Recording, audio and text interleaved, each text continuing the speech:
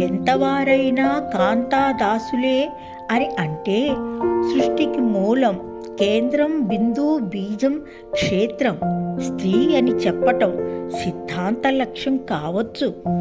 మితిమీరిన కాంతాదాసత్వం మానసిక శారీరక క్షీణతకు దారితీయవచ్చునేమో. మరి నాణ్యానికి బొమ్మ బొరుసు ఉండక మానవుగా మరి.